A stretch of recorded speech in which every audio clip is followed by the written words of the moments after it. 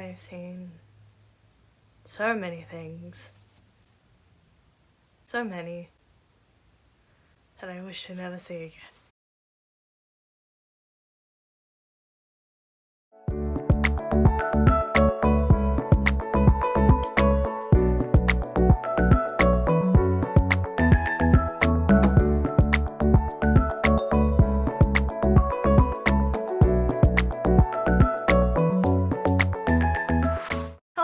My name is Kobeni, otherwise known as the Dramatic Otaku, and welcome to the October and November Weeb Wrap Up / Otaku Review, depending on whatever the fuck I name this episode, as always. Now, gratefully, unlike the last couple of anime and manga reviews, I've actually been reading a fair bit more amount of manga and actually been watching a lot more anime in October of this year, and November, well, we're just gonna have to see. As always, I filmed these in two parts. The first part is actually being filmed halfway through November, just before my birthday.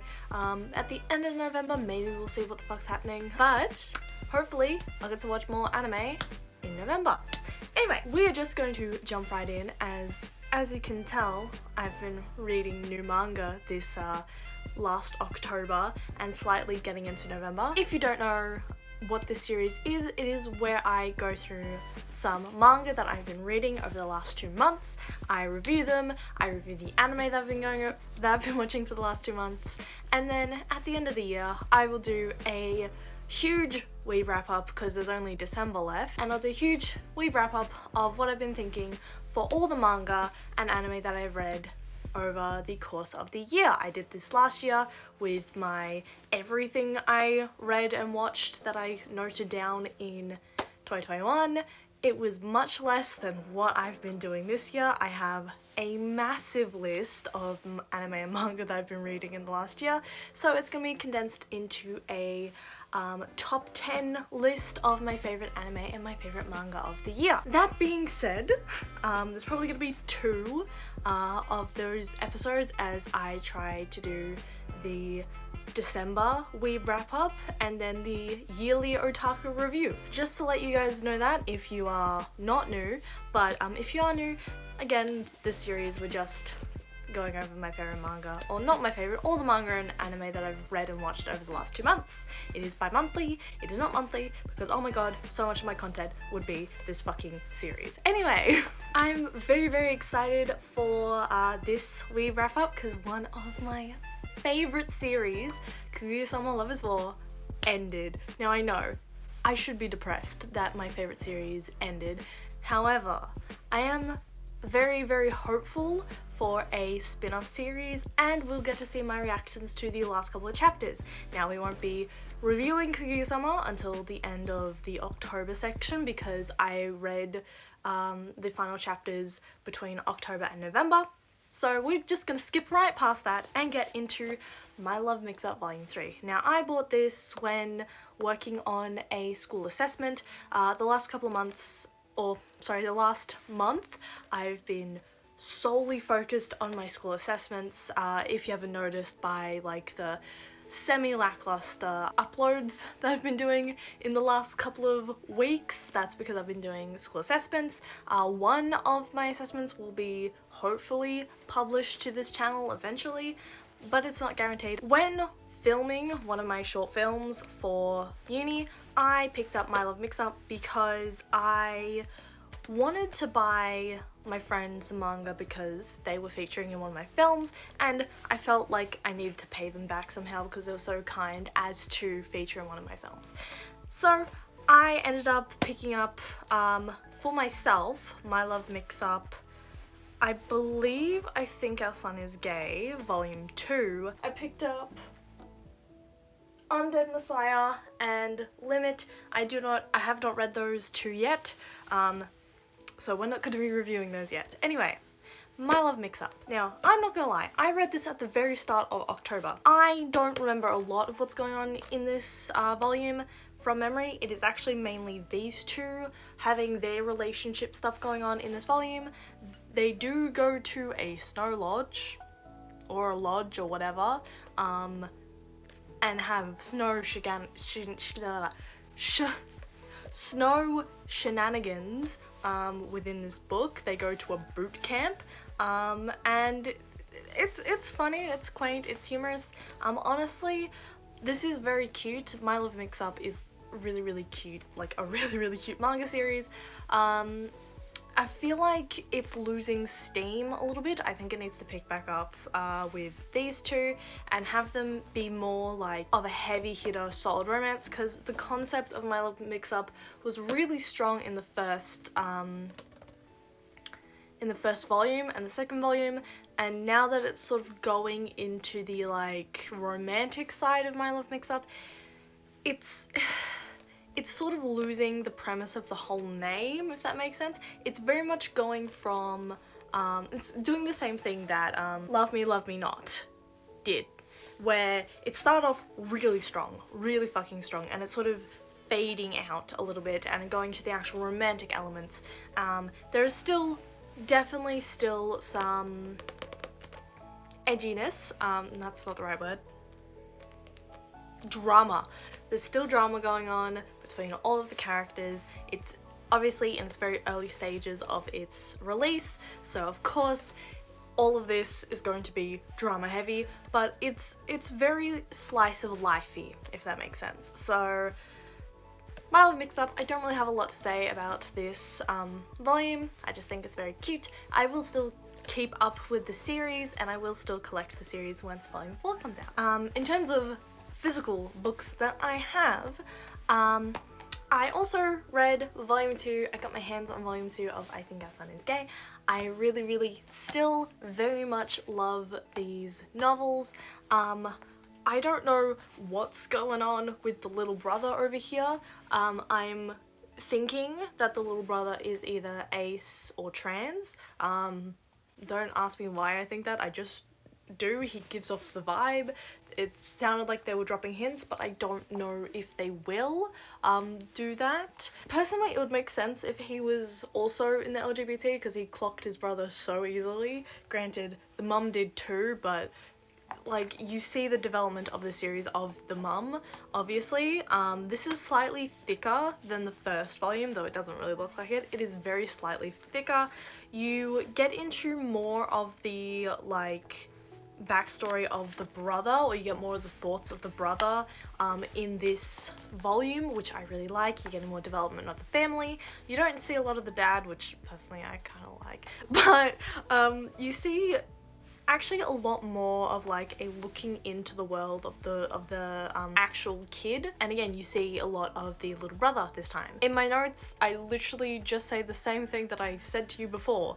I think the little brother is queer in some form or some way, and this really just continues to build off of the first volume in a good way and in a different way that My Love Mix-Up doesn't. So it's still going strong. I do think that I Think Our Son Is Gay is still going strong, and I really like this, and I really want to continue the series.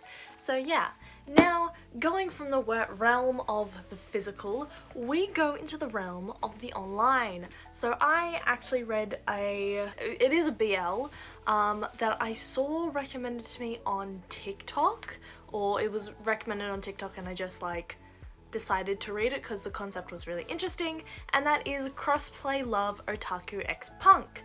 This was a TikTok recommendation. It is super fucking corny.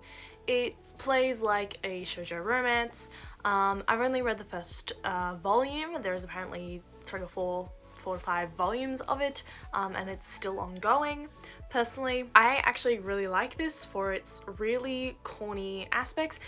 It's very much giving me Dekoboko Sugar Days, which is somewhere in there. It's also very Go For It Nakamura. It is very cute. I very much like it because it is very cute. And I actually really want to read more because super corny. Absolutely super fucking corny, but sometimes the funniest manga is the corniest manga, and it plays into itself sometimes, which I really like. I don't have a lot to say except that this screenshot is now one of my favorite screenshots ever, and yeah,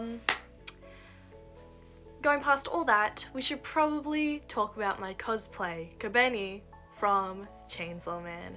Now, Chainsaw Man, I didn't necessarily pick because of, sorry, I'm just looking at my massive fucking notes from Chainsaw Man. This is in sections as I was noting stuff as I was reading it, and only did this from about chapter 72 onwards, with the exception being I made one note at around chapter 23. And spoilers ahead for Chainsaw Man. Chainsaw Man. I have started watching the anime series. I've watched episodes 1 and 2.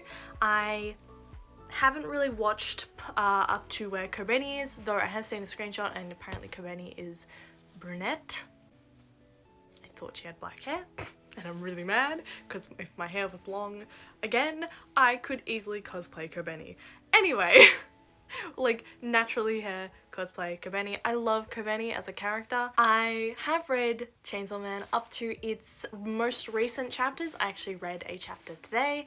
I don't remember what chapter that was, but it's in part 2 that I am currently in with Chainsaw Man. So Chainsaw Man, the manga. What the fuck? I have so many feelings, just so many feelings with this fucking manga. Okay. So I'm gonna read straight up what I have written for my notes because I cannot think right now. Let's just get into what I noted. So this was from chapter 23. I'm not gonna lie, I'm not too fond of this series.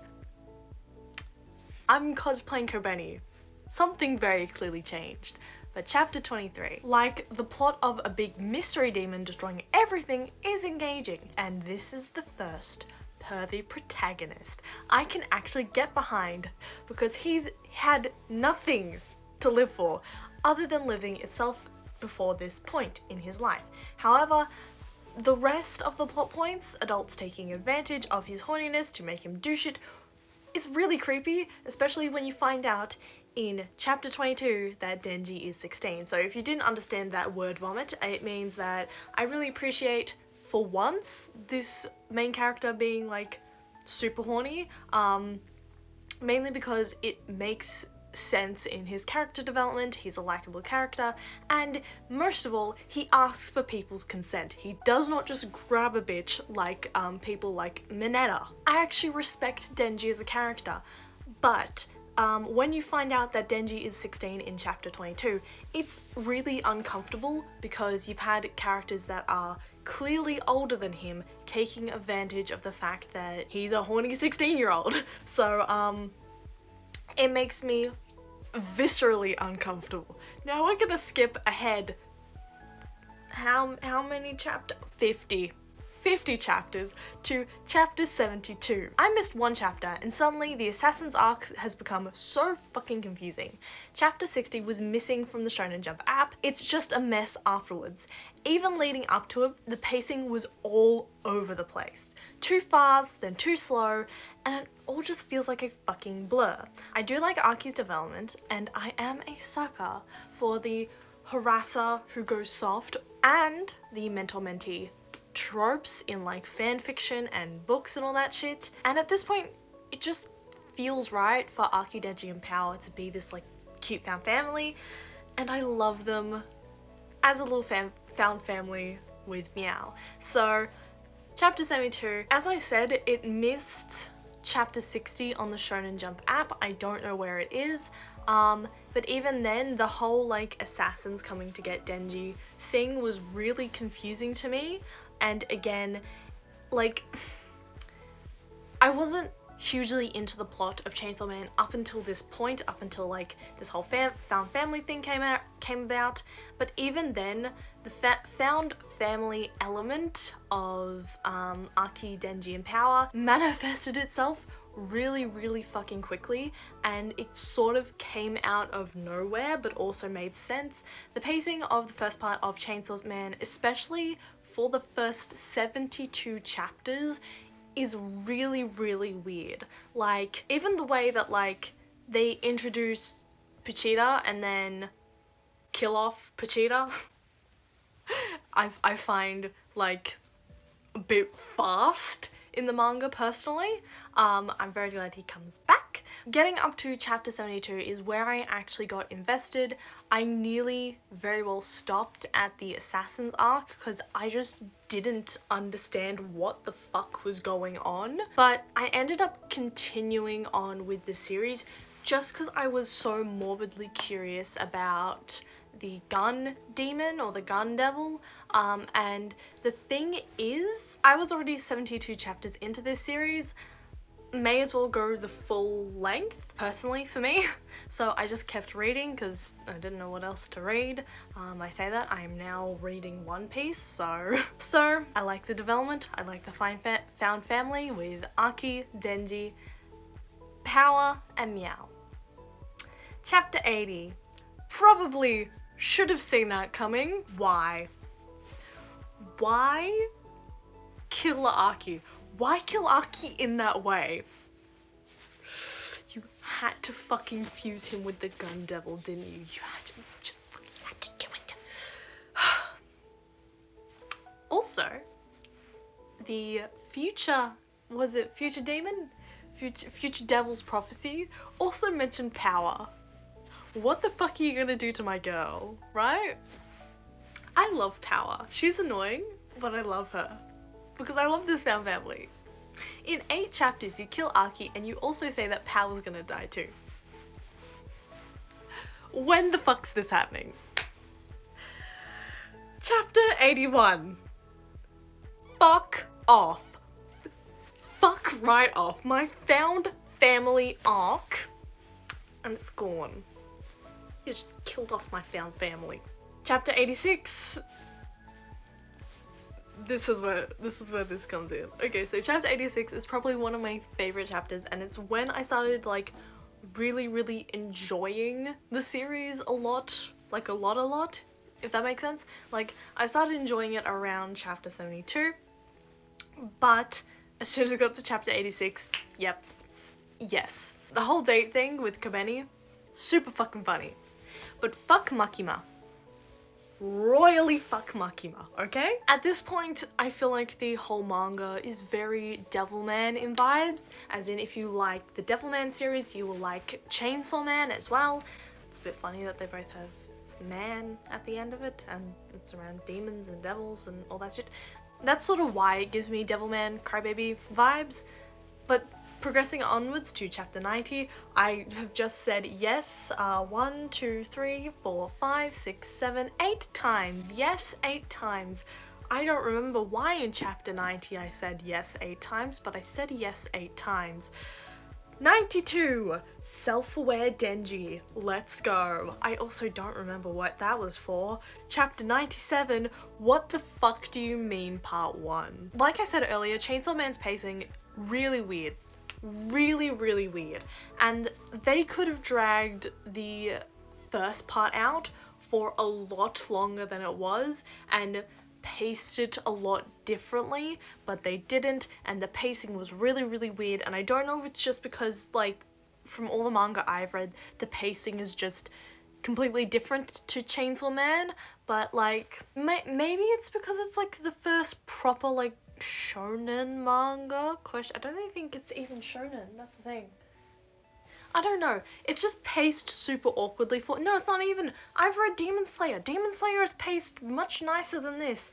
I don't understand. I don't understand the pacing with Chainsaw Man, and so when it said the end of part 1, I was really confused because that should have been the end of the series, but then part 2 came out. I have read the first couple of chapters of part 2.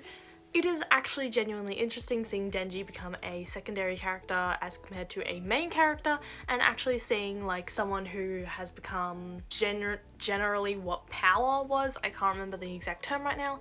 It is what 5:20 in the morning, so I don't remember. So I do have a pros and cons list, or should I say a neutral negative, neutral positive list, because it's not really pros and cons. I'm sort of fuzzy on how I feel about Chainsaw Man as a whole. Like, if you know me, in the past I've had a 5-chapter rule with manga, as in if I read the first 5 chapters, which is typically a volume, which can be between 5 and 7 chapters. So usually if I can read a full volume of manga and get invested, then I will continue to read the series. Now, the first 2 chapters are very investing, but as I continued to read Chainsaw Man, it became a lot less interesting, and like really dragged on, and I wasn't a huge fan of it. Again, when I got to chapter 23, I didn't really find myself very fond of the series. It was kind of boring. It felt a lot like the B grade horror manga that I've been reading, like Green Worlds, not like the same amount of absurdity, but like the dragging on. It was giving me, I'm not interested, but I'm reading because I have all the chapters in front of me. That's the kind of attitude that I was facing with Chainsaw Man, and there was a lot of times when I was reading this manga that I was gonna drop it in the first 72 chapters. It was only when they brought up a found family dynamic that I became interested, and then 8 chapters later they got rid of the found family dynamic, which was really fucking frustrating. So yeah, the latter half of Chainsaw Man I really like, but it's the first 72 chapters that I don't like, which in reality, I probably should like the first 72 chapters more if I read to that point, but I just had this mentality of, I've read the first however many chapters, I should just continue reading, it's only this many chapters, and it was that, or Jujutsu Kaisen, or One Piece. And I've started both Jujutsu Kaisen and One Piece, so and I even said that I wasn't going to watch Chainsaw Man this year. I was going to watch Uzumaki. Uzumaki didn't end up coming out, but we'll talk about that in the anime portion. So I just sort of ended up with all the hype around Chainsaw Man, reading the Chainsaw Man manga and just pushing myself to continue reading it, which you really shouldn't do that in manga. So I have a neutral list of like negatives and positives with the series that I don't like mostly and do like mostly, but not so much to say it's a pros and cons list. That will make sense, probably not, but just go with it. Just go with it.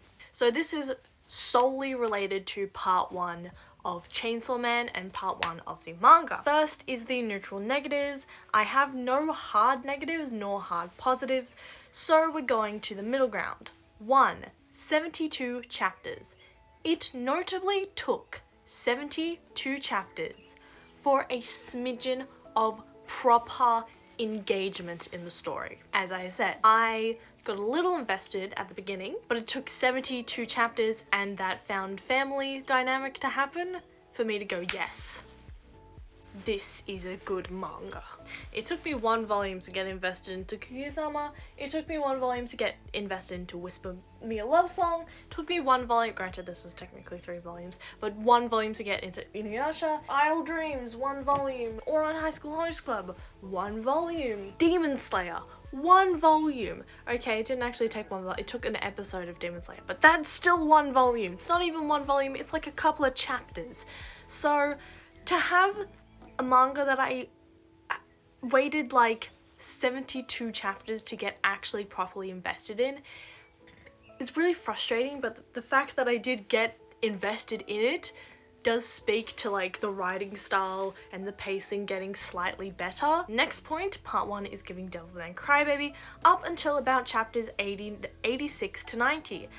I do not care if you do not see it.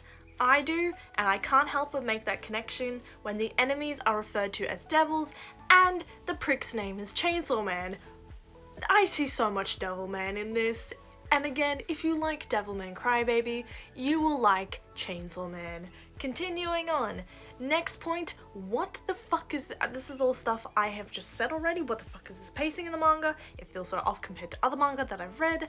There are these long battles that are crammed into 1 chapter, and then the next chapter is the same battle but with a new person, having this weird dichotomy of really long battles with really short ones.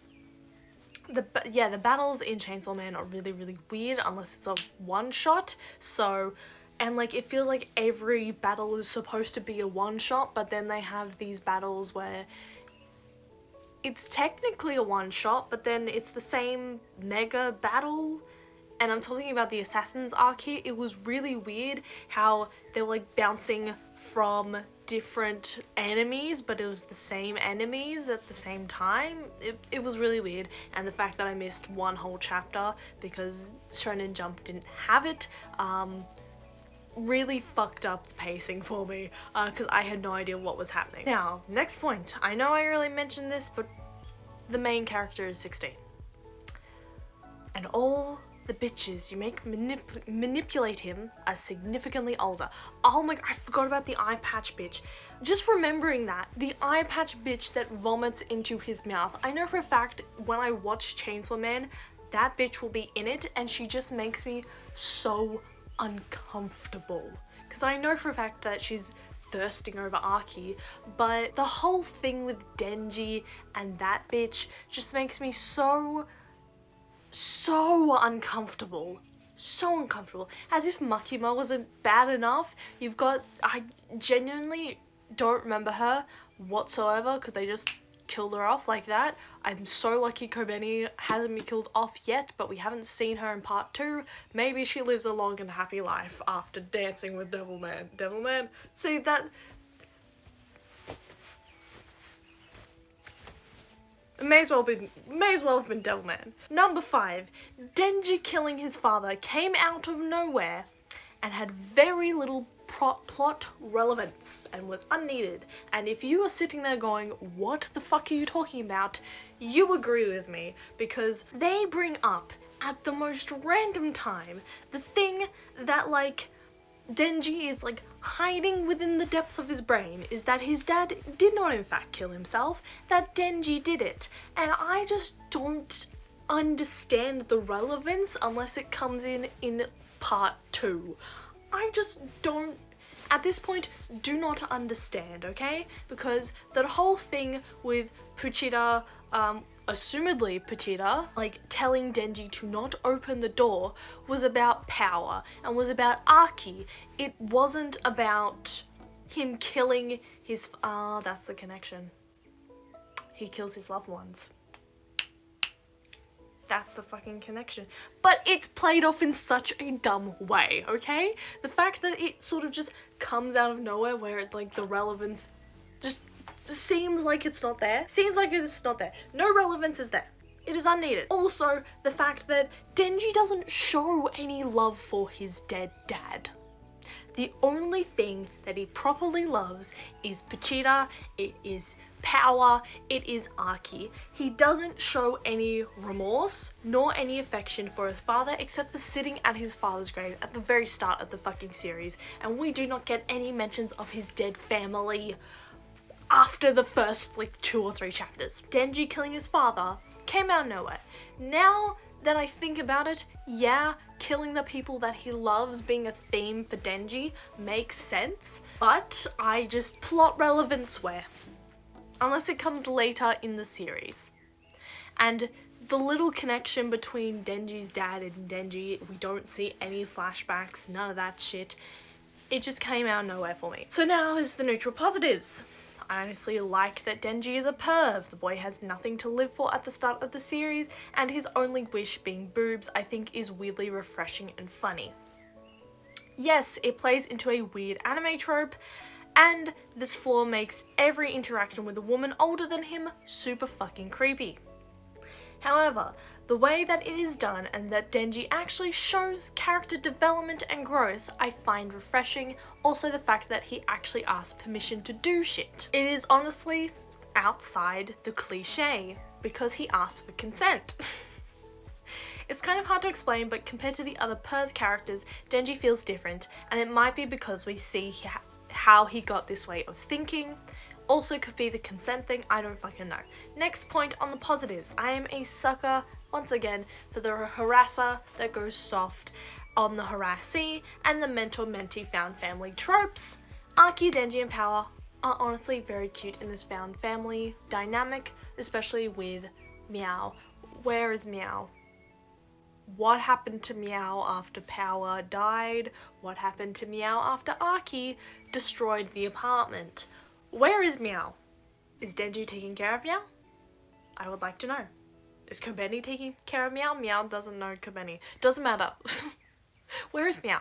Speaking about Kobeni, she is my favorite character. I decided to cosplay her because I had the black wig. I thought she was... didn't realize she was brunette.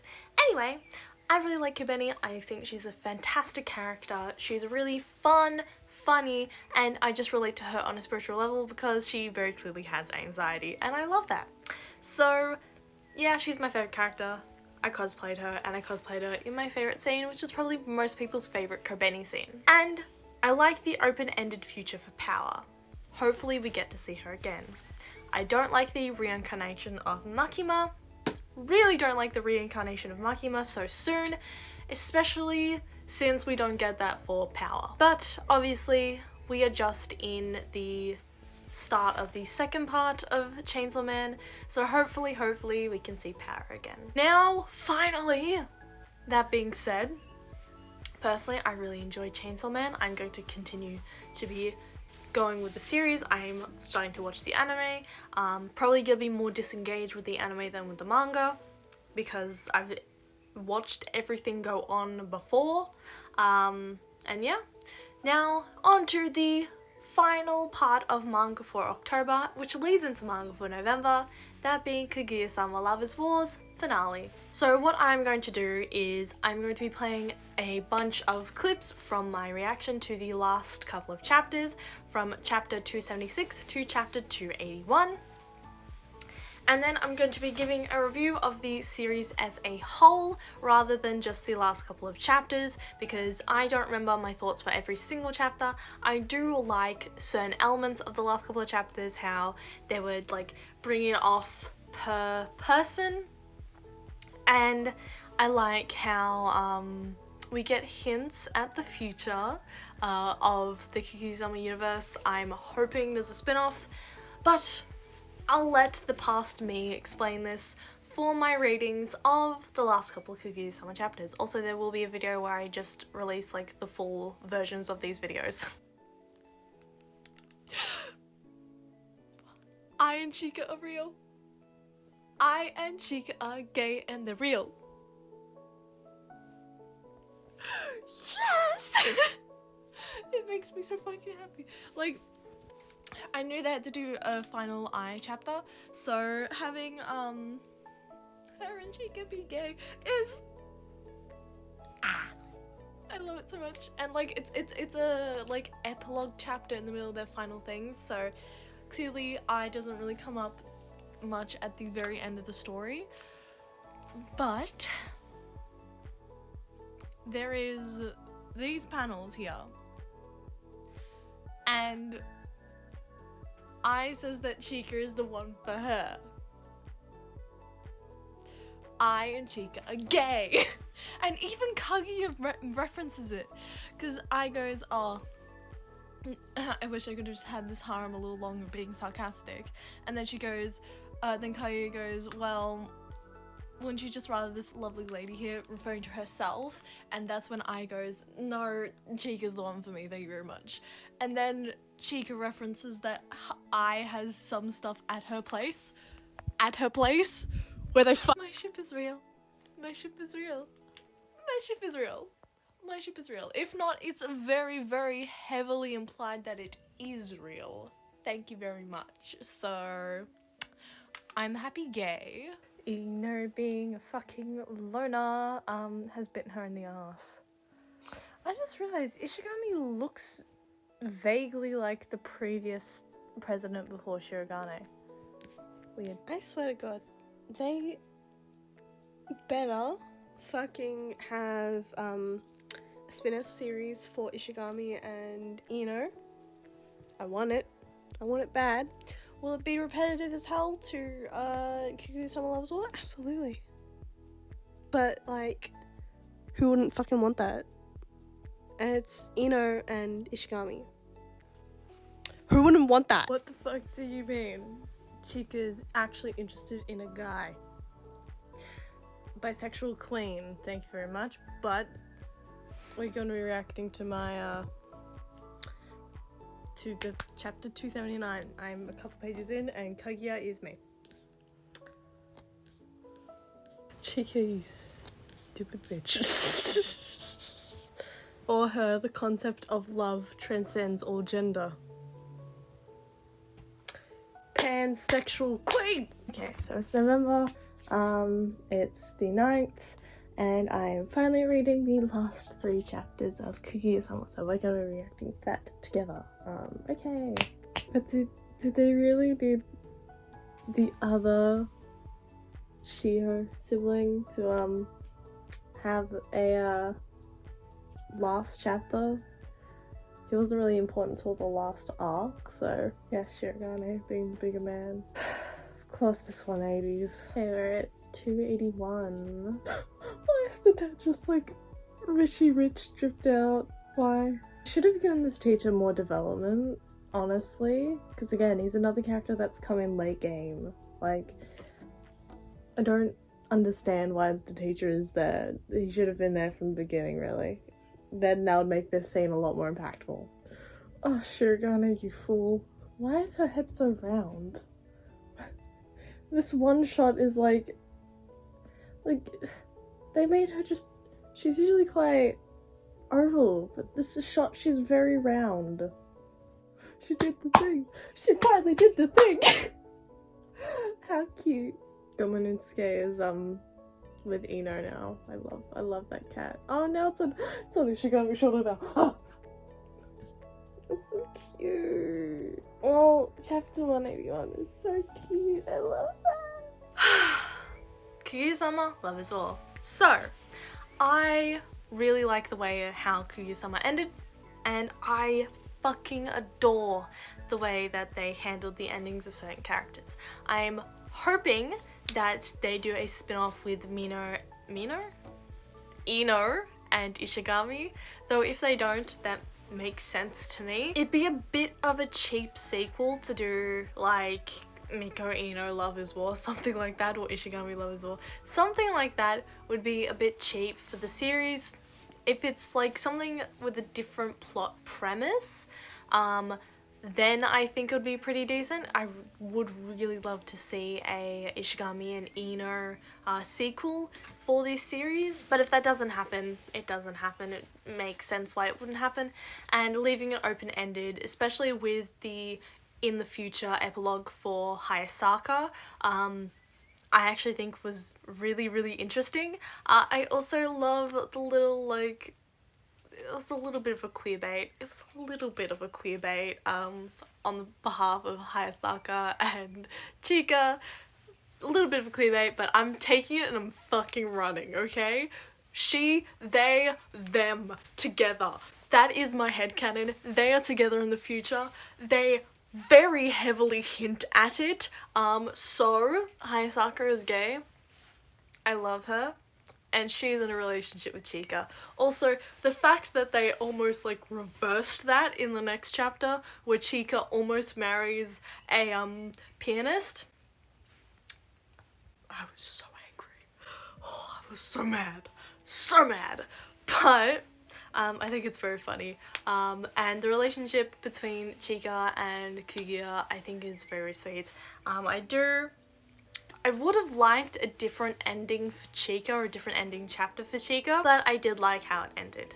Now, the last 2 chapters felt like just very ordinary chapters for Kaguya-sama, not like this grandiose ending, but in reality, when you are graduating from high school, it doesn't feel very as grandiose as you would think it is. It just happens, if that makes sense. You're given a piece of paper and you are let go. At least that's what graduating felt like to me. So I really like how this series ended. There's going to be 28 volumes total, so I am now going to be focusing on collecting all of the volumes. I hopefully will be able to collect the volumes that I'm physically missing that I have in ebook version for my current stack back there. Hopefully I can get those volumes in the next couple of months as I'm like trying to collect them, just to have that full collection. I hope to get more figures and plushies as well for Kaguya-sama, and I'm just so happy.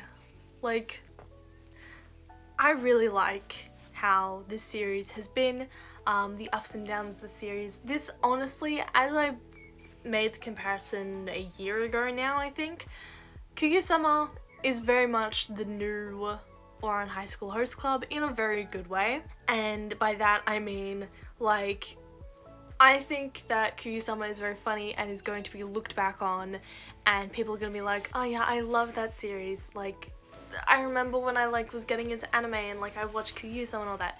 Obviously there's gonna be no anime or manga like Ouran High School Host Club again, but I'm hoping Kaguya has that sort of effect. At least it will definitely have that sort of effect with me in the future. And Kaguya-sama is just a series where you can come back and read over and over and over again, and I'm excited to read it again in the future. And yeah, once I have the full all of the chapters, all of the volumes, I think I'll make a video on Kaguya-sama. I don't think I'll stop ever making videos on Kaguya-sama because I just love the series so much. So I'm very happy with how Kaguya-sama has ended, and I can finally give it an actual full ranking, and I give it a 10 out of 10. Now there is a few things in Kaguya-sama where it is a bit just a little bit, but with how the series has been handled and the ups and downs of the series and the way it's been paced and the way that like how the romantic element and the comedy element have sort of interlocked, I adore it so fucking much. And I don't give 10s to series all that often, but Kaguya-sama is a 10 out of 10 for me, and I just adore the series so fucking much. So that being said, I read the Kaguya-sama series between October and November, so let's get into November manga. And this part will be cut up a little bit as I do have one manga series currently. It can be read as a one-shot. It's a BL, it's called Dick Fight Island, that I have read at this point, and I am intending to read a little bit more manga before the end of the month. So let's just get into Dick Fight Island. Oh my god. So I have a recording for when I started reading Dick Fight Island. Let's cut to that. I can't show what's inside this, but you can see the cover art, right? They showed a full version of that, of the armor, and it's like the male equivalent of like female armor in medieval games, you know what I mean? Like how women in video games and medieval settings usually only have armor that covers their titties and are usually wearing like bikinis. Hello, do you want to speak? Speak your truth.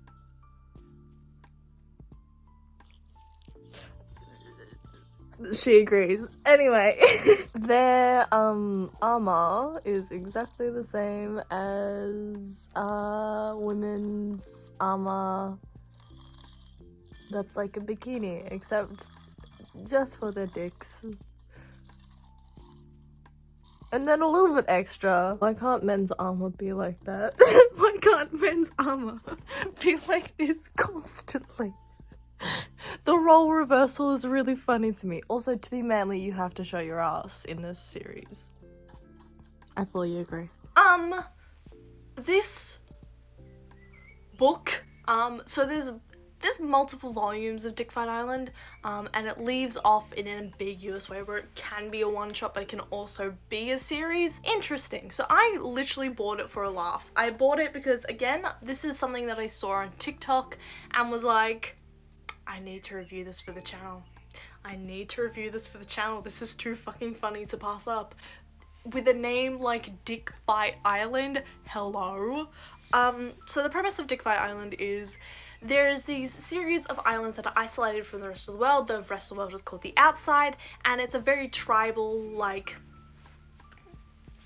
thing going on here.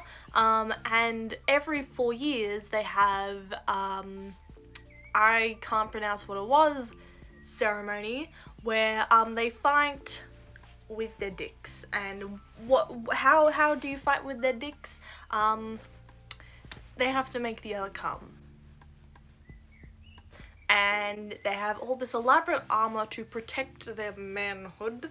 Our protagonist has been off in a faraway land of the outside of our world, and has come back with some secret technique. It's called fingering. Oh my god. It's such a dumb series. It's such a dumb book. It is so fucking stupid. There's a little bit of a cultural appropriation aspect in this book with some of the tribal elements of the series, of the book. So it's a bit problematic, but it is really fucking funny to read how absurd it is. It is absolutely not like any, like, BL or yaoi or whatever you've read before. It's different. It's different, alright? Definitely different. I don't have a lot to say about Dick Fight Island. I'm really not gonna pick up the second, maybe I'll pick up the second volume out of sheer curiosity, but I'm not likely to. Dick Fight Island gets a solid 8 out of 10 for the laughs, but 4 out of 10 for the plot. So yeah, they also try and pair up every single character in this book, which makes it the illusion that it could be a one-shot. But yeah, that was Dick Fight Island. Also, the right to bear ass. That phrase is stuck in my head because it is so fucking funny. The right to bear ass. And it's a pun. Okay, let's move on to the rest of November manga. So for the rest of November, I read predominantly horror manga. These are the trigger warnings that I need to give you for these manga. The latter portion of the trigger warnings is specifically for Magical Girl Apocalypse. Just to let you know, if you want to skip that specific review, then please do, because I was viscerally uncomfortable reading that fucking book. Anyway, let's go on to the rest of November manga with Hatsune Miku. Hello, I'm Hatsune Miku, and today we are doing the rest of November manga. As the disclaimer has announced, I predominantly read horror manga and I have some opinions about it. Out of the 3 manga, 2 of them are actually semi-decent, as in I would recommend one for a laugh, one for actual like horror buffs, and one I would not touch with a 10-foot fucking pole. We will get to that later.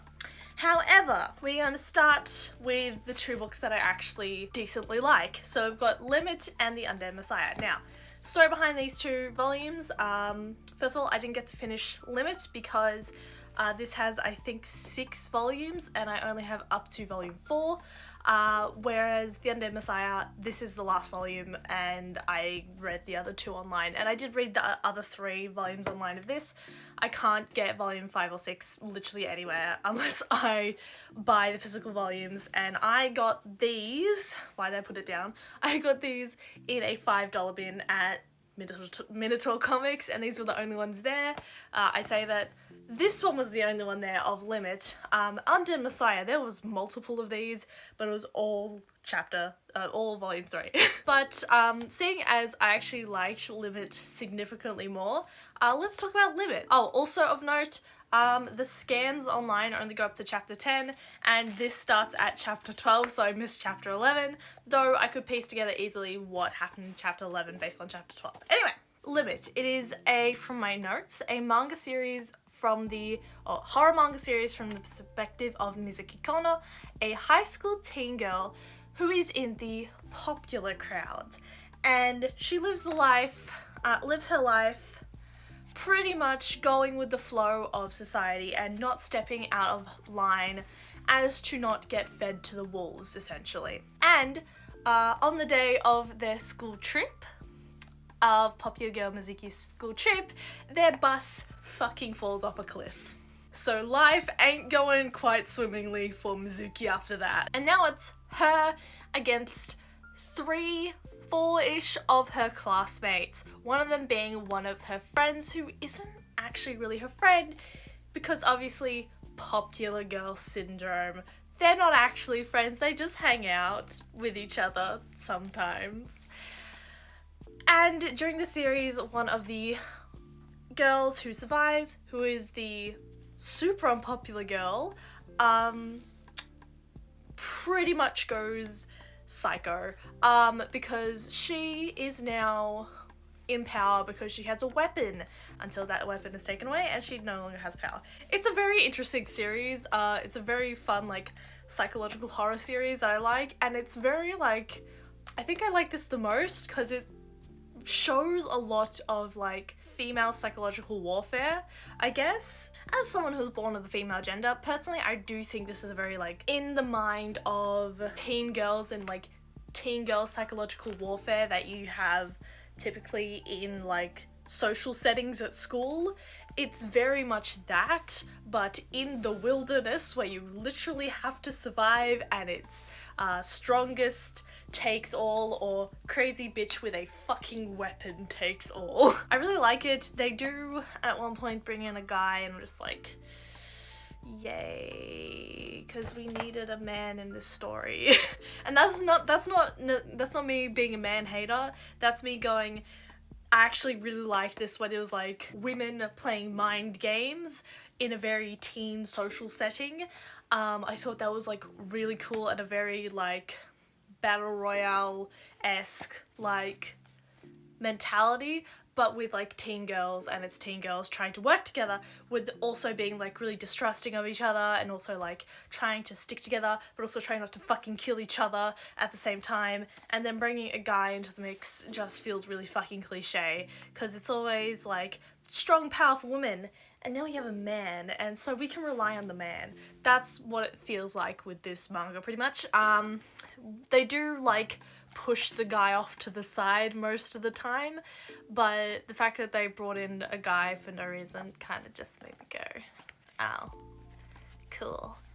You could have just, like, brought someone who had actually had a lot of turmoil in the story back from the dead, that being one of these bitches' friends, who would have actually made one of the other characters spiral. No, you had to bring a male character that we know absolutely nothing about. Personally, I would really like to pick up, like, the actual full physical manga set of these, just because, like, I really do want to read volumes 5 and 6. It's like, just because I do want to collect this, it's actually, like, a really nice small size.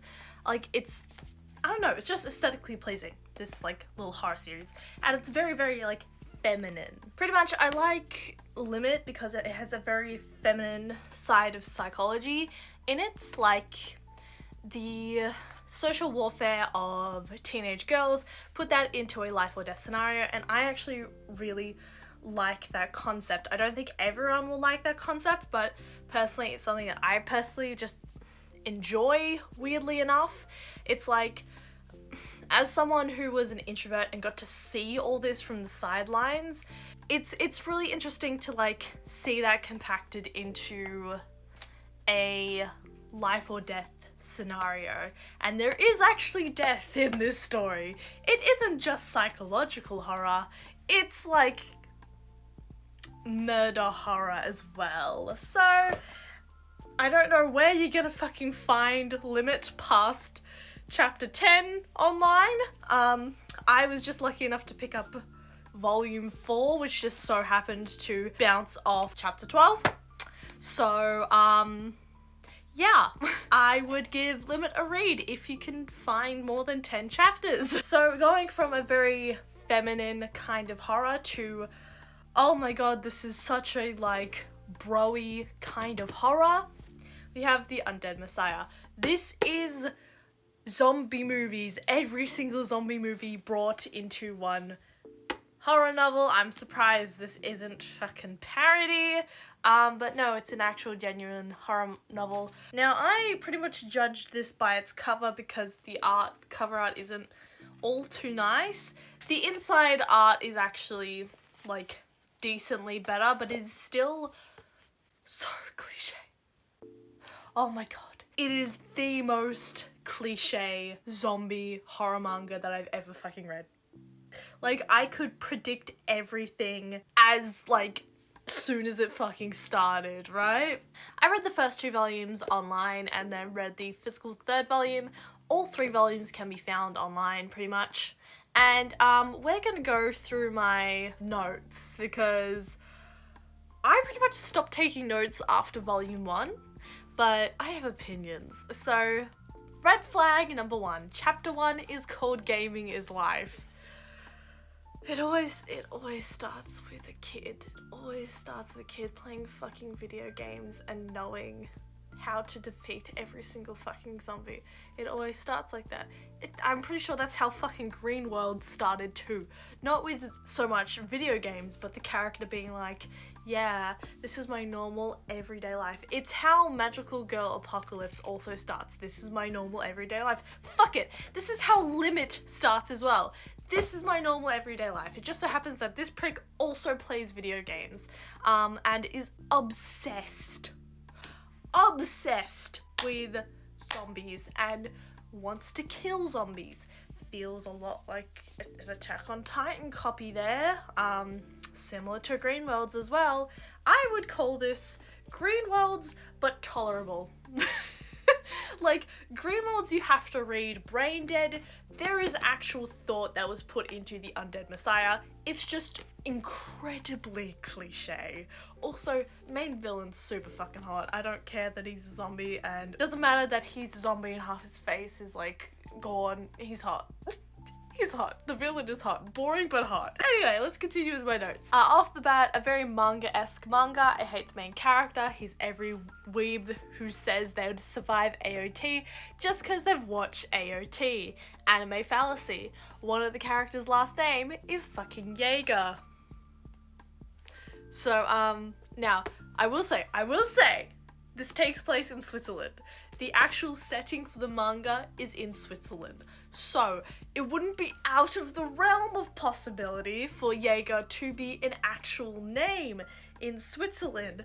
But come on, that is the most blatant fucking reference possible, okay? I find that very funny. Also, I noted this in like the first couple of chapters. You don't know where the fuck they are. There's one point where it's like they're walking home from school, but no, they're just walking back to class, but they're in like a suburban street. The placements of these characters, especially in the first couple of chapters, is so fucking weird because you think they're going to one place and it seems like they're going to this specific place, and then they're just turned around and gone back to the place where they originally were, which for the most part is the school, and it's just like, you were just in a residential street walking home. Why the fuck are you going back to school this late at night? What the fuck is going on, okay? So my next note is about this character here. This character here is an orphan. So cliche. Upmost of cliche, right? Main character's name is Tim.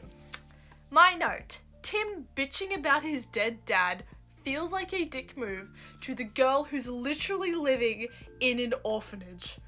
Then there's also this panel right here. This, like, panel set. Why the fuck would the military listen to a 15-year-old? Why, like, he goes, shoot her in the head, you fucking idiots, and they go, yeah, let's do that. Why would they listen to a 15-year-old? Main characters are literal teenagers.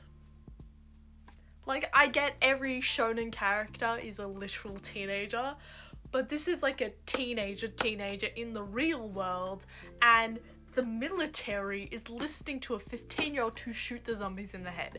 Why would they take orders from a 15-year-old? Sure, someone would try it, but they wouldn't go, thanks, kid, and they wouldn't try it fucking immediately, and it's just like, okay, you know what? I'll give it. It's a manga. Now, I don't quite recall the, panels this was for.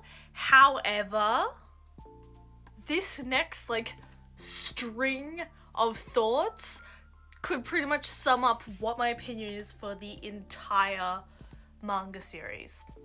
How are they getting these plans, and where did they get them? When did they get them? What is the mental loops the protagonist is currently going through?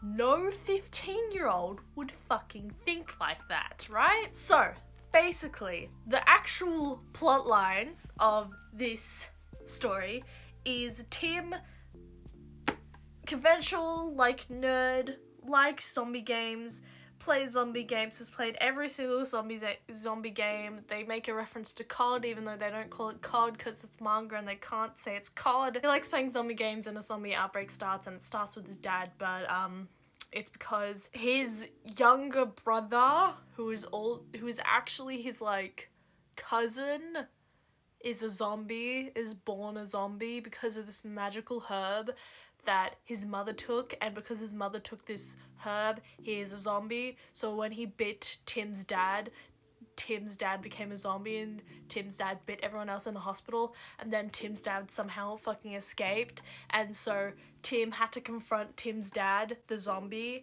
and Tim's dad had to be murdered. But because Tim's dad is special, at the very last second before he was fucking murdered for good, he regained consciousness because of this magical thing that, because he was essentially patient zero from this baby who's a zombie that bit him, he gets special powers because there's 3 types of zombies. The baby, which there's multiple of, people the baby bites, which they become deranged zombies and get 60% of the virus that the babies naturally have flowing through them.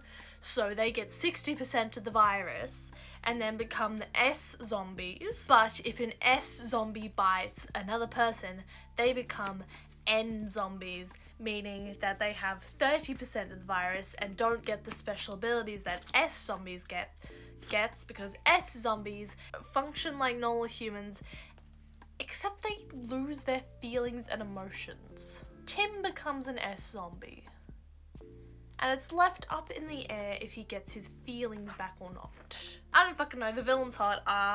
The last volume is pretty boring. It's a pretty standard zombie manga. Honestly, it's so fucking cliche, but it is not as bad as Green Worlds. Green Worlds went on and on and on and on. Undead Messiah is just average. So unbelievably average. And pretty much until the first 2 volumes are pretty great, and then this one's substandard, you know. Undead Messiah is interesting, but I didn't like it as much as Limit, you know? It's like psychological horror with teenage girls, or every zombie manga ever. Every zombie piece of media ever, really. So now that I've got the 2 manga that I like out of the way, let's get on to Magical Girl Apocalypse. Magical Girl Apocalypse. Now, I've said multiple times in this video already, I have a 5-chapter rule. This is one of those manga where I got to chapter 5 and got so disgusted that I couldn't read anymore. And before anything, Magical Girl Apocalypse is a horror manga that centers around magical girls being evil, coming down in a plague, and causing everyone they kill to become magical girls, zombies basically. And I only got 5 chapters into this and went, no. Red flag number 1, it is the most male gaze type manga that I've ever seen. The character design is horrendous. Very, very perverted, honestly. Mentally, I was like, okay, it's gonna be one of those manga. Similar to how the Undead Messiah, that's how I thought that manga was gonna go, and I was right for that manga. Except when it came to the character design of who I assume is the main girl of the entire series. She's a junior in high school, or first year in high school or something like that. So it made sense that she looks smaller, but she was looking a little too lolicon for me personally, and that was red flag number 2, okay? So, it is incredibly creepy how the main girl, who I'm assuming is supposed to be the love interest, is very childlike. They also almost immediately killed every other male character except for the main guy, which does not have good faith in my mind. The main girl's bullies are still alive, and one of them is partially possessed by a magical girl. I was fine putting up with the red flags. I thought it'd just be one character. Thought it'd just be this, this, and this, right? Thought those were the main red flags. Chapter 4, there is a shocking amount of lewd and sexually suggestive death shots in chapter 4 that made me uncomfortable, and most of the deaths we see, the really gory, detailed deaths, are women dying, and that red flag, but some of them are sexually suggestive, or at least based on lewd, very, very lewd shots, then followed by these deaths.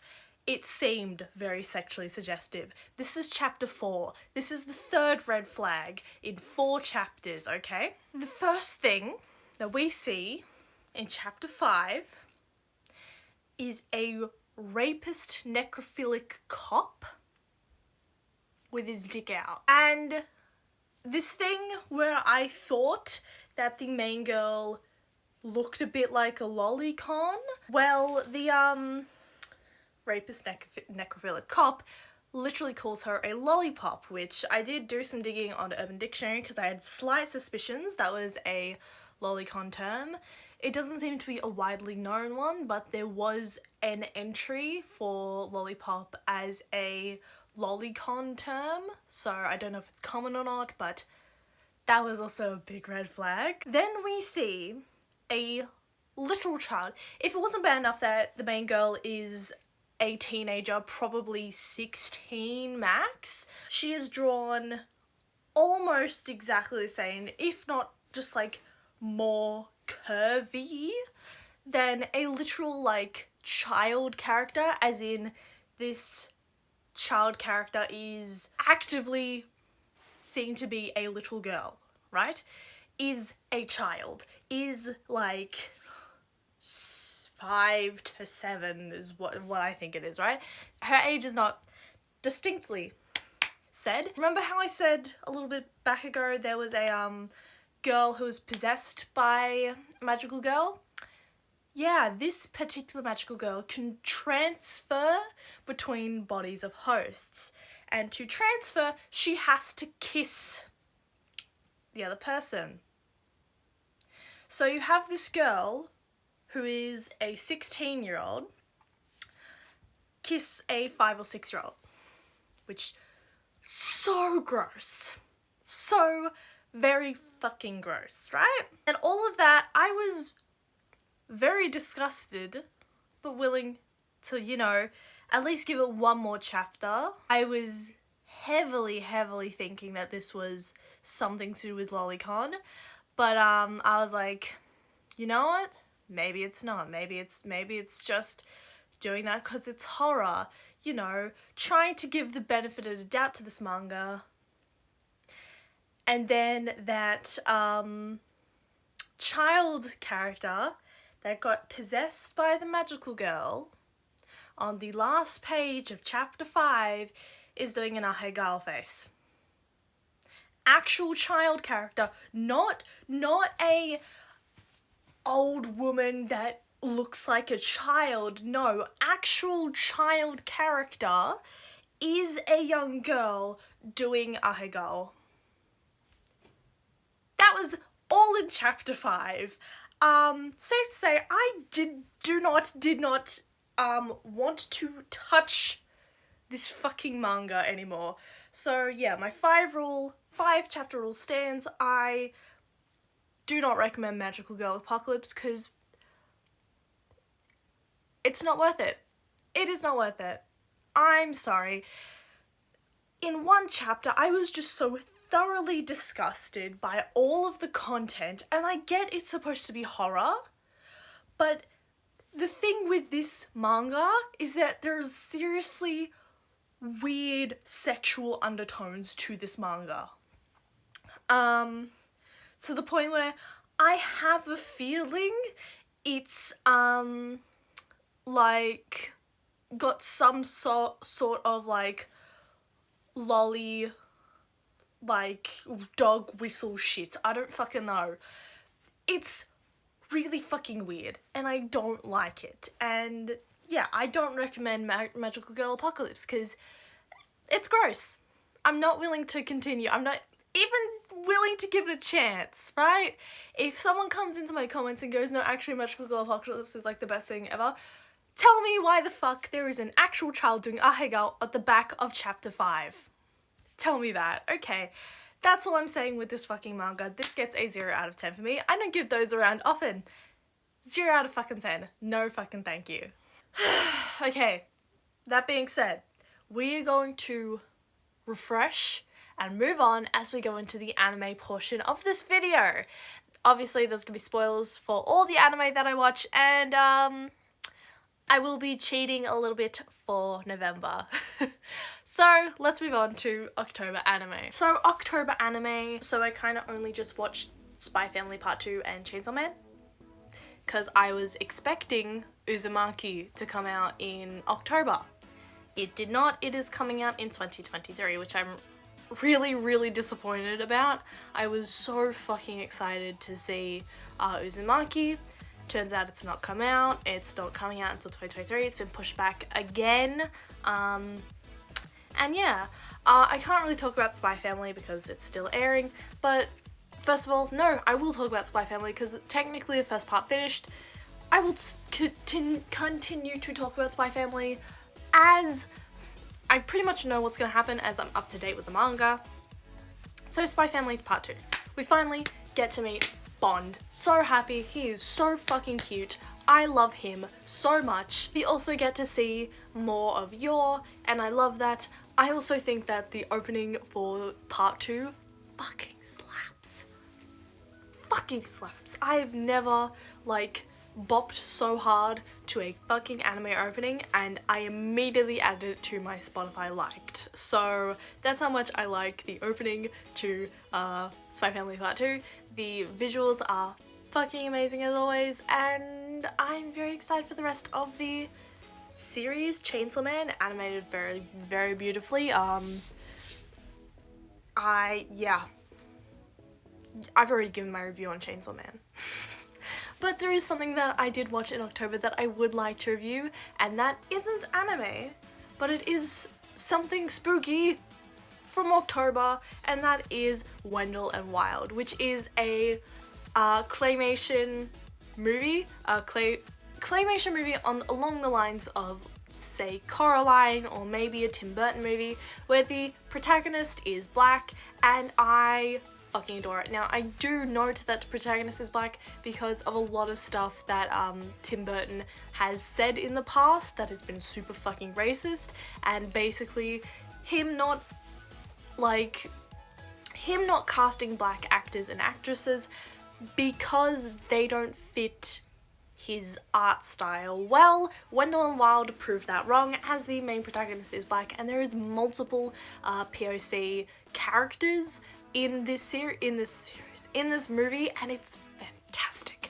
I love this movie because it very much gave me nostalgic vibes from the likes of Coraline, from the likes of Tim Burton movies. It's the dynamic duo kind of aesthetic that was very prevalent in a lot of early 2000s media, so it just felt very nostalgic. I also really liked this as someone who is into alt fashion, who considers themselves alt, to have a main character that is actually alt, because you had the likes of Coraline, who was an outsider, but this character is actually alt, okay? This main character is actually alt. Cat is alt. And that I just adore. I adore it so fucking much. There are so many things about this film that just made me feel at home. I adore it. I adore it so much. It's really fun.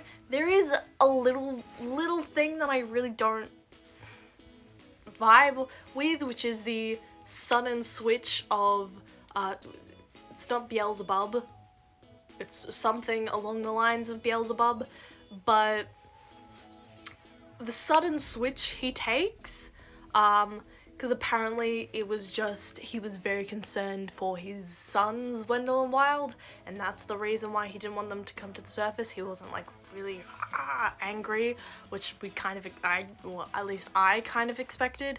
I really did like that Wendell and Wild were just two idiots.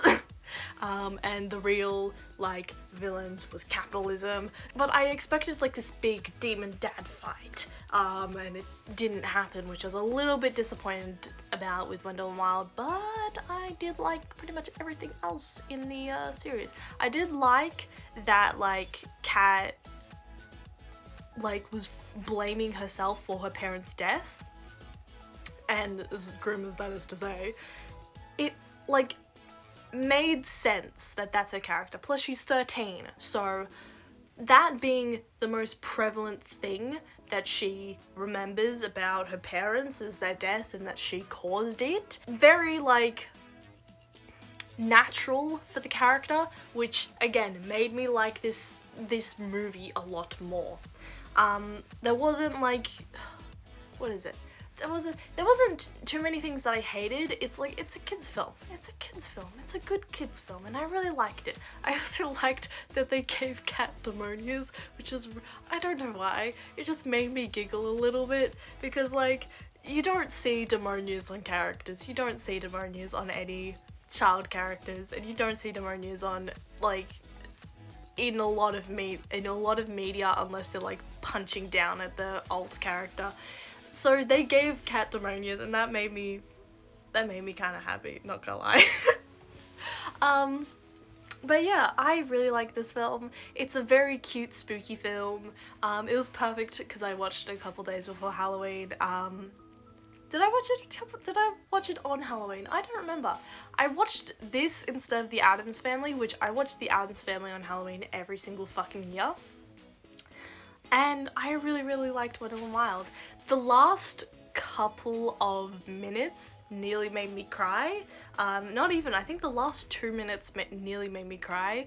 And yeah, I really like this movie. And I'm gonna watch it again and again and again, because it's one of those movies that has watchability. It's very much like Coraline. If you like Coraline, you'll like Wendell and Wild. And yeah, that's it for my anime review for October, so let's go into November. And we are back for November anime. So, I'm happy to say that I actually watched quite a bit of anime in November. Now, I am cheating a little bit. As I mentioned in October, I talked about Spy Family, Chainsaw Man, and Wendell and Wild. Now, I want to talk a little more on Spy Family because I took some notes. Also, I'm cheating with Spy Family and Chainsaw Man because they are the predominant series that I am watching for the next couple of months, and I don't think they're gonna end until the start of the new year, meaning they won't even be in my December Weeb Wrap Up, which is going to be after my mega compilation of Weeb Wrap Ups. So I figure I'll just talk about them now because I watched it in October, I'm watching them now, I'm going to be watching them in December, and I won't be finished pretty much until January. So I have a few notes for Spy Family Part 2. Yuri's VA being, I'm pretty sure, the same as Oikawa's just makes it really disturbing when he talks about Yor. I absolutely could not watch the start of episode 19 because I knew what was coming because of the chapters in the manga. Now, because I read the chapters in the manga, I got to skip half the fucking episode because that poor child, the poor kid, he just thought he was suddenly just not gonna be able to attend school anymore, and he made a fool of himself. I feel for that kid so much. So, I just had to note that for Spy Family Part 2, but Chainsaw Man, I do want to note, I suddenly realized that Makima is the equivalent of Monica from Doki Doki Literature Club. And I can't believe I hadn't made that connection sooner, because something about the VA and just how Makima is, it's very Monica from Doki Doki. So wanted to note that. Also wanted to note that something I liked about Power. Now, I didn't really get to talk a whole lot about Power in my manga section. I really like Power as a sidekick in the show, mainly because as a comedic sidekick, she does something which you don't see a lot in shonen anime and is a likable female protagonist, or not protagonist, likable female comedic sidekick. Because if a woman is a comedic sidekick in a lot of comedy anime and in a lot of shonen anime, they are either exploited the fuck out of, which you see a lot of in like My Hero and all that sort of shit, or they are made to be really, really fucking annoying. And you don't really see that with Power, because Power kind of like, while having the shape of a woman, kind of evolves above the gender binary in a sense, because like they have a very like masculine attitude because they're a demon, they're a devil, they do not fucking care. And I really like Power because they are annoying sometimes, but they're not typical shonen female comedic sidekick annoying, or just, the one I'm thinking of is Isekai. Isekai female comedic sidekicks annoying. You all know the fucking isekai character I'm fucking talking about. And yeah, obviously as of note, Chainsaw Man still in the lull because it's not chapter 72 yet. Anyway, I get to now push out of the anime that I have, you know, semi-watched or watched and is currently simulcasting for November, as I get to talk about 3 specific anime that I have been watching over the course of the last couple of weeks, pretty much. First of all, we have A Lull in the Sea. Now, this one was suggested to me by a friend. It's on Netflix, and I watched this in the English dub. I started off with the Japanese dub, but the thing is, with A Lull in the Sea, it's very, very similar to Shinsakayori. Shinsakayori is one of my favorite fucking anime, but I have said in the past that there is certain parts of it that I wouldn't have been able to get past if I hadn't been watching it with another person. So A Lull in the Sea is the story of Hikari, Manaka, I've forgotten one of them, I've forgotten 2 of them, and Sumuku. Okay, genuinely I don't remember 2 of the characters' names, but we've got Manaka, Hikari, Sumuku, and Mina. These are some pretty important characters. 2 of them are missing, which is Blue-Haired Girl and Brunette Boy. Also, a small brunette girl, who I'm just going to refer to as Octopus, because she calls Hikari an octopus head at multiple points. So, it starts off Hikari, Manaka, and the 2 others, the Blue-Haired Girl and the brown-haired boy, are from the sea. They live in a town under the sea. They are humans, but the special thing called Enna. This is a thing that people from the sea have. These people can leave the sea, but they have to constantly keep their Enna wet, as so that they don't dry out and lose their Enna and therefore can't return to the sea. That's pretty much the rules for these people. They cannot leave the sea. Hikari has an older sister, Akari. She wants to leave the sea. And Hikari and the rest of his family is not having it. Neither is the sea god, or the sea god's scale, pretty much. Or the spirit of the sea god as well. There's like a lot of themes of like race, where you've come from, culture, that sort of stuff in this anime.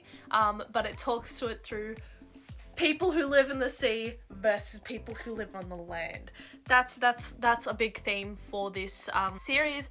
There's also like a fucking love hexagon going on, because this is a slice of life thing. I know I said this was like Shinsakayori. I mean it in tone, absolutely not in tags, because this is a romance slice of life mystery, whereas Shinsakayori is a horror, psychological horror, mystery, thriller. It's the same tone, similar art style, but it is not the same in terms of storyline whatsoever. They do, however, share this thing of a time skip. There is a time skip. Now, back backpedaling before this time skip, Akari wants to live on the land because she's fallen in love with a friend's husband because said friend died and she was actually in love with the husband, and she wants to be there for the husband's daughter, Miyuna. Miyuna is an important character. She starts off as a literal child. I'm pretty much sure she's like at least 9. Chisaki and Kaname.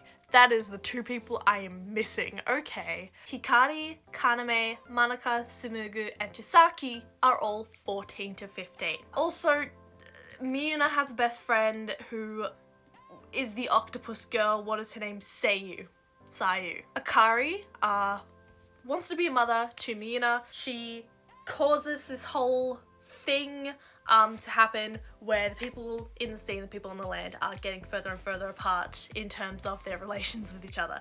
They try to put this festival on called the Ofunahiki, which connects the people of the land and the people of the sea. But because of Akari leaving the sea and causing a big tizzy, the people of the sea decide that they need to go into hibernation or something bad's gonna happen, but not in their current lifetime, in the lifetime of their great-great-grandchildren. So they decide to go into hibernation now for some fucking reason, right? And everything starts to get very, very calm. They all decide to go into hibernation on the date of the Ofunahiki. But the 4 kids, Hikari, Manaka, Chisaki, and Kaname, as well as Tsumugu, want to put on the Ofunahiki. Akari wants to be a part of this as well, and she offers herself to be a stand-in for a doll that they usually have at the Ofunahiki. Now, they typically have a doll and toss it into the sea to give it to the sea god, which represents his late bride. Because Akari steps in instead of the doll, the sea god awakens. Now, the people in the sea town do not awaken. They, in fact, go into hibernation, but the sea god awakens and tries to drag Akari down as his sacrifice. Manaka, who is pretty much a manic pixie dream girl in child form, steps in instead, and pretty much this whole disaster happens where Kaname, Hikari, Manaka, not seen again for 5 years. Chisato is trapped on the surface because she doesn't want to go down and be trapped in the sea. So she lives with Tsumugu for 5 years. Akari marries a guy that she likes. To my knowledge, she loses her Enna, has a child, and is essentially Miyuna's mother now. And Miyuna calls her mother. Miyuna grows up to be 14 or 15, so does Sayu.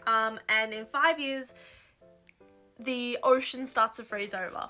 And everyone's like, we want to get back to the ocean, we want to see the ocean people again, what is happening, we miss them dearly, you know? And then one day, 5 years later, Hikari rocks up and he has not changed. He is still 15.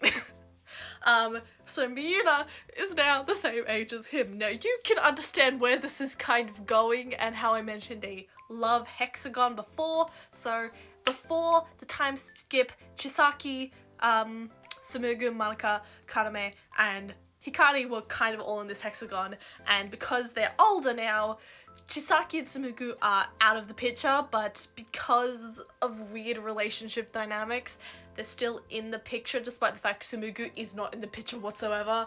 But Chisaki still thinks that Manaka loves Tsumugu, and that Hikari, there is a lot of good shit going on in terms of the romantic relationships in this thing. And Miyuna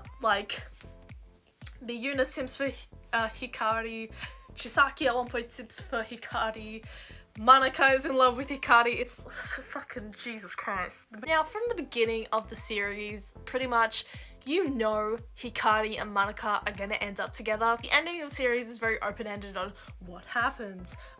Because Hikari and Manaka are very, aloof about the fact that, they love each other. Miyuna, because they're now the same age, Miyuna, loves Hikari, but she essentially lets him go to give him to Manaka because they were essentially destined to be together. Kaname and Sayu are a thing-ish, or suggested they're a thing, and Chisaki and Tsumugi get together. Wild. Now, I like A Lull in the Sea because I only really got invested due to the time skip element, because like the Ofunahiki part did grip me in from the beginning. I knew something was fucking happening to Manaka. Manaka is the manic pixie dream girl type. She's the one that everyone loves, everyone wants to fall in love with. It's perceived that everyone falls in love with her. They think that her and Tsumugi are gonna get together, but we all know it's gonna be her and Hikari. Kaname is like in love with Chisaki, Chisaki's in love with Hikari. It's a whole thing. So from the get-go, I knew something was fucking happening with Manaka, and when she gave herself to the sea god, I fucking knew that was gonna happen pretty much straight up. The time skip happens, Hikari comes back, Kaname comes back, they steal Manaka back from the sea god, which causes her to lose her feelings for literally anyone and part of her Ena. The dissolving of her Ena gives Miyuna and Tsumugi Ena in some weird way, which I think is quite interesting because they do both come from parents that have Ena, or like family members that have Ena. So them developing Ena eventually, as well as Akari's child developing Ena, that like makes sense, and that really interested me. I was not fucking feeling Miyuna simping for Hikari whatsoever, mainly because she calls Akari mother, and while technically Akari is her stepmother, making her and Hikari not related whatsoever, it's still really weird. Like, it being like a child crush, it's like, oh cute, Miyuna likes Hikari, and then she's 15, she's in love with Hikari, it's like, oh, Miyuna loves Hikari. And there's this really weird dichotomy because they do the Ofunahiki again towards the end of the series, and this time Miyuna gives herself to the sea god, and by some miracle circumstance, Manaka gets her like love back because Miyuna has given herself to the sea god, and Miyuna herself pretty much like has so much love for Hikari and Akari and all that, and Manaka, that she reminds the sea god of the original like bride that they keep recreating and giving the sea god. So they don't need Miyuna. By sheer force of will, Miyuna lives. At the end, pretty much, it started with Chisaki, Manaka, Kaname, and Hikari, and it ends with Kaname, Sayu, Manaka, Hikari, Miyuna. Miyuna becomes Chisaki, essentially, because Chisaki and Tsumugi end up together. They end up together and are in love and happily ever after, whatever the fuck, because they both live together for 5 years, apart from everyone else. Miyuna becomes Chisaki, and it's really annoying. Like, she comes to like know that she'll never be with Hikari, but Hikari is like part of her family now, so it doesn't really matter. So weird. Again, I watched the English dub, so I don't know if it comes off the same way in Japanese, but that's what it came off in English, and I'm not feeling it really, dude, but the rest of the series is actually like really good. It's just the ending is like, what the fuck just happened? And I'm not feeling this romance plot between Miyuna and Hikari whatsoever. Like, seriously. So I pretty much like A Lull in the Sea for similar reasons to what I like Shinsekai Yori for, as I mentioned before, but I like it also because, now I haven't watched this series, but it also gives me very Aohana vibes.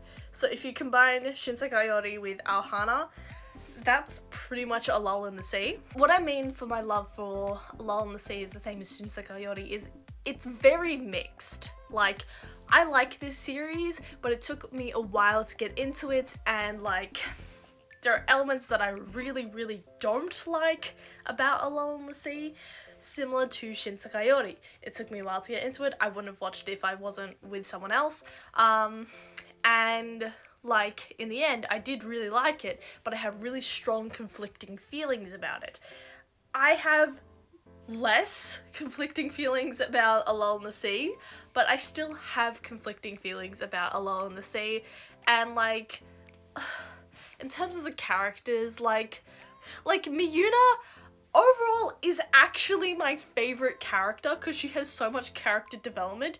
Why did you have to make her in love with Hikari? That's my thing. She couldn't have just been like an independent character. You had to make her in love with her uncle-in-law.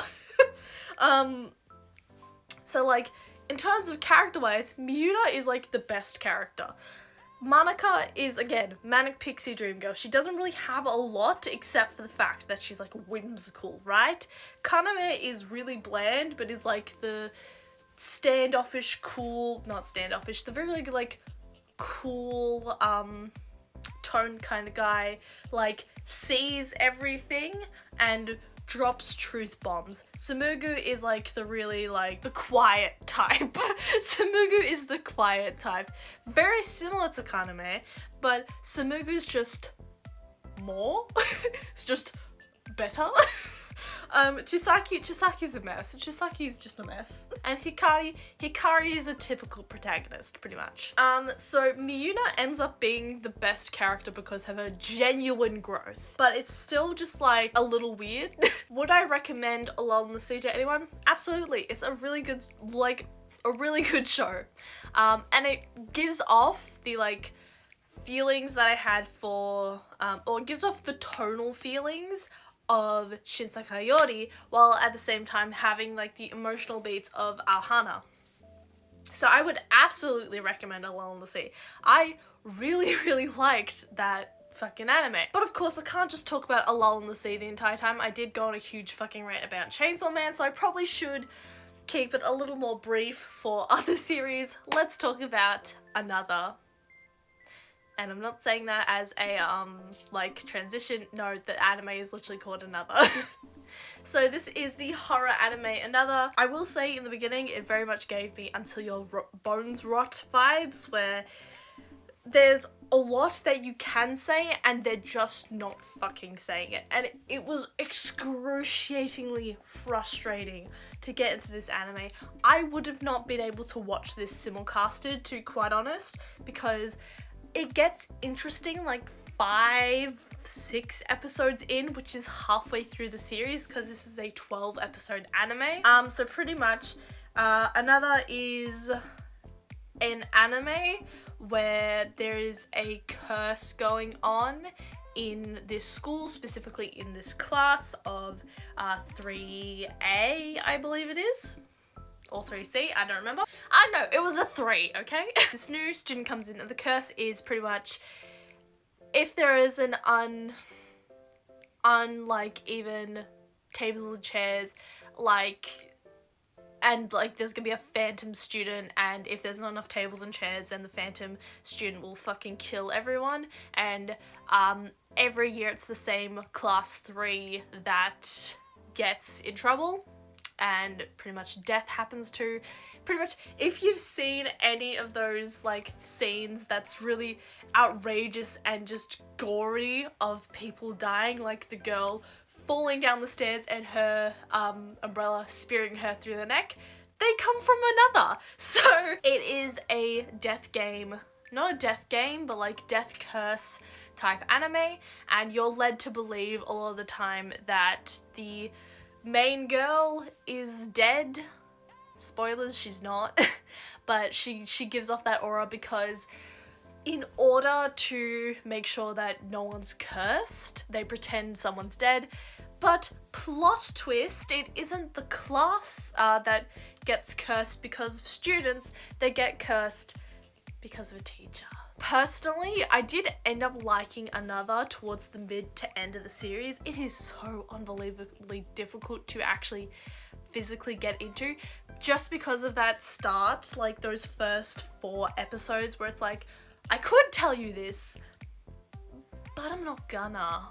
No, I don't think I'm going to tell you, and I'm gonna make it as excruciatingly frustrating as physically possible. Okay? That's what this fucking anime feels like, okay? Especially towards the start. Towards the end, it is an actual death game because people go fucking crazy.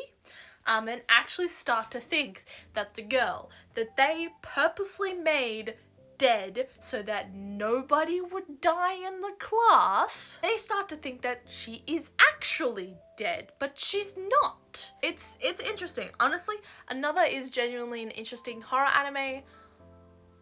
Is it the best? No. Would I say it's pretty mediocre to decent? Yes, pretty much. I'd give this anime series probably, because of the opener to the series, probably a 6 or 7 out of 10. It's good. It's not bad. It's good.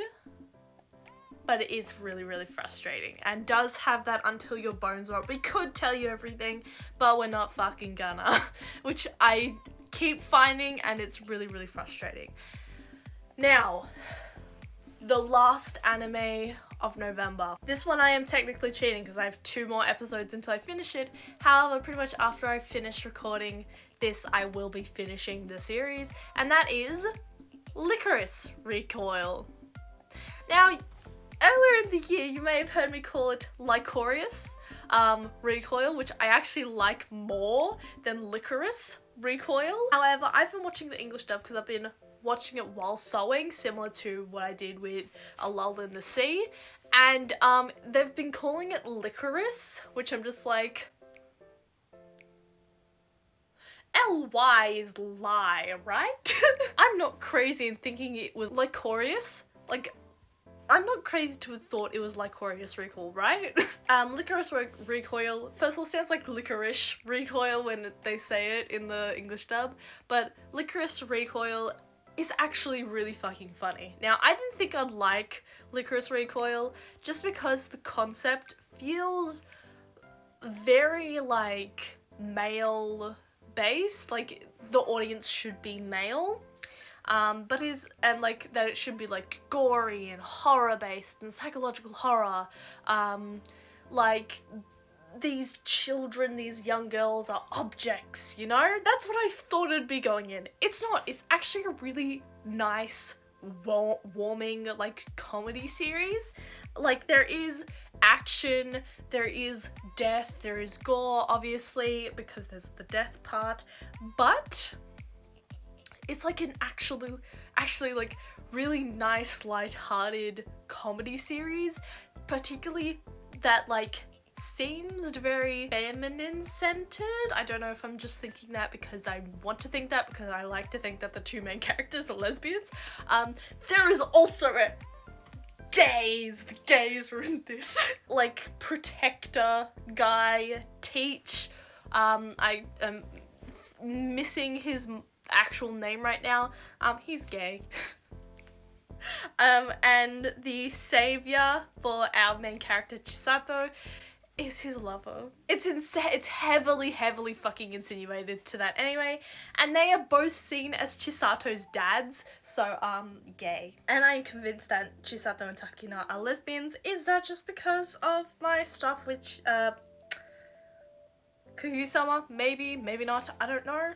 But I like to think that Chisato and Takina are lesbians because they act like it.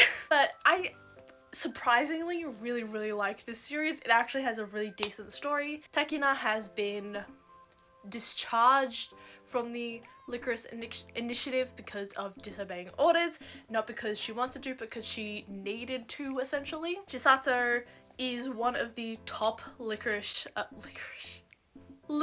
agents. She is the top tier licorice agent, except she doesn't particularly work with licorice because she doesn't want to kill people anymore, essentially. Takina wants to go back to the agency. They won't let her. Chisato tries to let them.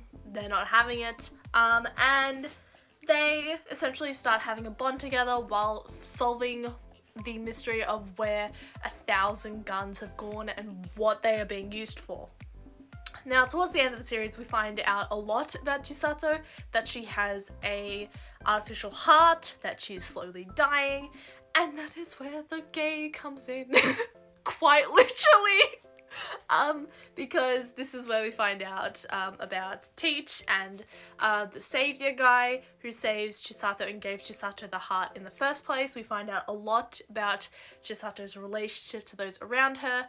Also, this series has the fucking anime fallacy of the super smart hacker being or looking like a child. Which they insinuate that she's at least 30 because she's been around for 30 years, but it could be insinuated that Kurumi is like taking on the reins of whatever role she was given. So she is apparently at least 30, which is surprising because she looks like a child. Other than that, pretty much the entire series is actually quite gripping. Licorice Recoil is like a fun comedy series that has dark themes pretty much and deals with like themes of death, loss, that sort of stuff. Acceptance, coming to terms with your death and having to do what's right for others, that sort of stuff. And I actually really like it for those reasons. Obviously I haven't watched the last 2 episodes yet, but without a doubt they're gonna be great. But yes, that is all of November anime for me today. That is pretty much all of my weeb wrap-ups until the December weeb wrap-up, which will, from what I'm planning, be on December 31st, maybe January 1st. But this is pretty much, in terms of being in 2022 and being out of all of my weeb wrap-ups, pretty much is the last one of the year. Starting next year, I'm gonna go January, February for my weeb wrap-ups, as I stupidly did one in January and then decided to actually start the series going on February and March. So, next year, won't be doing that. We'll be doing it from January, February. So that we don't have this awkward moment where December is just 1 month. So yeah, thank you guys so much for watching. I hope to see you next time, as I will be doing a mega compilation of all of my weeb wrap-ups from the year. I hope you enjoyed that. It's very, very, very long. And yeah, thank you guys so much for watching. I hope you have an amazing day, night, weekend, afternoon, I don't know. If you could please like and subscribe, that'll be very much appreciated. You don't have to though I would very, very much like it. And I will see you all next week. Bye!